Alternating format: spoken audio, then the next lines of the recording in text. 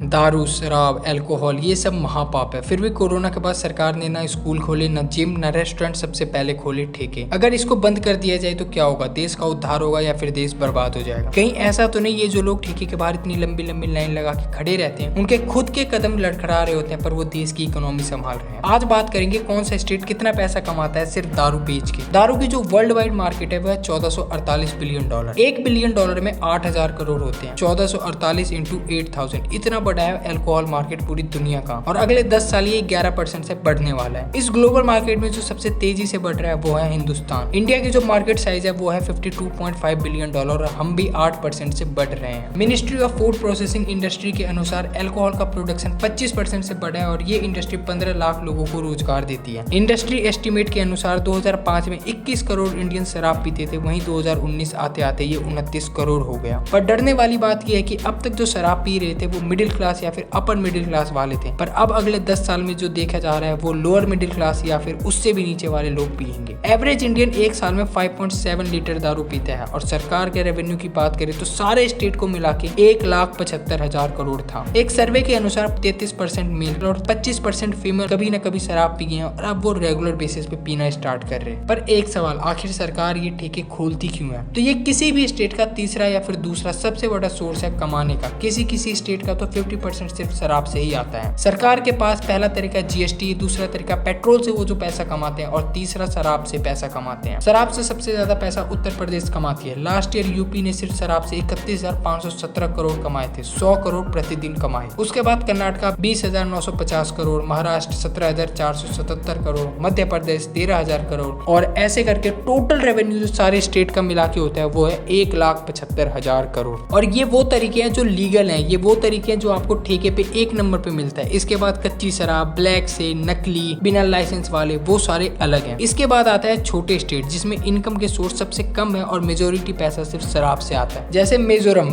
में 58% सिर्फ शराब से आती है, मेघालय में 47% सिर्फ शराब से आती है। तो ये स्टेट कैसे बैन कर सकते हैं? बिहार सबसे कम पैसा कमाती है क्योंकि वहाँ पे शराब बिल्कुल बैन है। गुजरात ड्राई स्टेट है जिसमें 0.2% है। बिहार में जब से अल्कोहल बैन हुआ है बिहार का 3500 करोड़ पर ईयर लॉस होने लगा। बिहार सरकार इसके ऑल्टरनेटिव ढूंढ रही है पर अभी तक फेल हुई है। पर द फैक्ट इज देश का रेवेन्यू कम नहीं हुआ, क्योंकि जिस टाइम बिहार में शराब बंद हुआ यूपी का 3,000 करोड़ रेवेन्यू बढ़ गया और वेस्ट बंगाल का 4,000 से 4,800 करोड़ हो गया। बिहार ने अपना रेवेन्यू खोया, देश का नहीं। बिहार इज भी लाइक तुमसे हम नहीं लेंगे, किसी और से लेंगे। तुम अपनी दुकान बंद कर दोगे तो क्या हम शराब पीना छोड़ देंगे? विवेक बेनेगल एक समाज सेवक है। उन्होंने अपनी टीम के साथ 113 पेशेंट का इंटरव्यू लिया, सर्वे किया जो एडमिट होते थे शराब छुड़ाने वाली जगह एनजीओ में। शराब पीने वाले की एवरेज इनकम 1661 रुपए थी और वो शराब पर खर्च करते थे 1938 रुपए मंथली। कमाई का एक हिस्सा नहीं, पूरी की पूरी कमाई वो शराब पे खर्च कर देते थे। इनफैक्ट वो लोन लेके, कर्ज लेके शराब पीते थे। And the harsh truth, state की इकोनॉमी बढ़े, देश की इकोनॉमी बढ़े, इसलिए सरकार शराब बंद नहीं कर रही बल्कि नए नए तरीके ढूंढ रही है शराब को प्रमोट करने के, ताकि लोग और ज्यादा शराब पिए और सरकार के पास और ज्यादा पैसा आए।